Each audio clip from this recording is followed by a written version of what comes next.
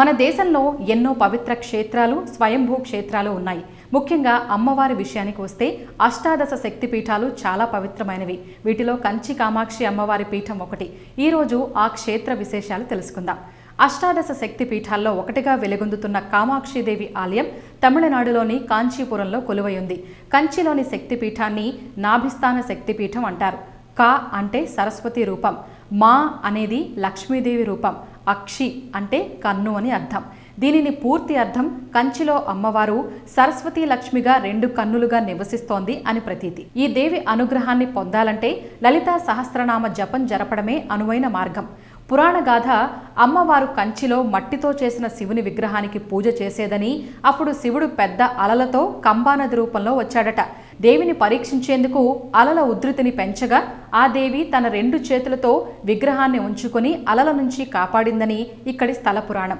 దేవి సూది మొనపై కూర్చొని పంచాగ్నుల మధ్య నిలబడి శివుడిని పూజించగా దానికి సంతసించి ఆమె ఎదుట ప్రత్యక్షమై వివాహం వాడినట్లు ప్రతీతి. కామాక్షిదేవి ఆలయాన్ని గాయత్రి మండపంగా పిలుస్తారు.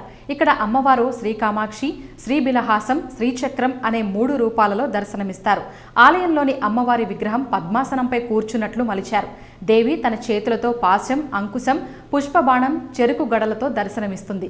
ఈ రూపంలో ఉన్న అమ్మవారిని దర్శనం చేసుకుంటే శాంతి, సౌభాగ్యాలు లభిస్తాయని భక్తుల నమ్మకం. ఇక్కడి అమ్మవారు చాలా ఉగ్ర రూపంలో బలి కోరుతూ ఉండడంతో ఆదిశంకరాచార్యులు అమ్మవారి ఉగ్రత తగ్గించేందుకు శ్రీచక్రాన్ని ప్రతిష్ఠించారని చెబుతారు. ఇక్కడ ఆ శ్రీచక్రానికి పూజలు జరుగుతాయి. అమ్మవారిని ఈ దేవాలయ ప్రాంగణం వీడి వెళ్లొద్దని ఆదిశంకరాచార్యులు అభ్యర్థించిన కారణంగా ఉత్సవ కామాక్షి ప్రాంగణంలోనే ఉన్న ఆయన అనుమతి తీసుకుని ఉత్సవాలకు దేవాలయ ప్రాంగణం నుంచి బయటకు వస్తుందని మరో కథ ప్రాచుర్యంలో ఉంది. ఇక్కడ ప్రతిరోజు ప్రాతకాలంలో శ్రీ కామాక్షిదేవి ఉత్సవమూర్తిని మేలుకొలిపి నైవేద్యం సమర్పించి హారతి ఇచ్చి ఉత్సవమూర్తిని పల్లకిలో ప్రదక్షిణగా ఆలయంలోకి తీసుకుని వస్తారు. ఆ తరువాత అమ్మవారి ఎదురుగా గోపూజ చేస్తారు. అనంతరం అమ్మవారి ద్వారానికి ఉన్న తెర తొలగించి హారతి ఇస్తారు. ఆ సమయంలో భక్తులు అమ్మవారి విశ్వరూప దర్శనం చేసుకోవచ్చు. కామాక్షిదేవి ఇక్కడ 5 రూపాల్లో కొలువై ఉంది. గాయత్రి మంటపంలో కొలువై ఉన్న అమ్మవారిని మూల దేవతగా పరిగణిస్తారు. ఈ మండపంలో 4 గోడలను 4 వేదాలుగా, 24 స్తంభాలను గాయత్రి మంత్రంలోని 24 అక్షరాలుగా భావిస్తారు. తపో కామాక్షి, అంజన కామాక్షి, స్వర్ణ కామాక్షి, ఉత్సవ కామాక్షి అనే మరో 4 రూపాల్లో ఇక్కడ దేవి కొలువై ఉన్నారు. ప్రతి బుధవారం చందన కాపు పూజ, రోజు 3 సార్లు అభిషేకం నిర్వహిస్తారు. కుంకుమార్చన, దేవి అలంకరణ చేస్తారు.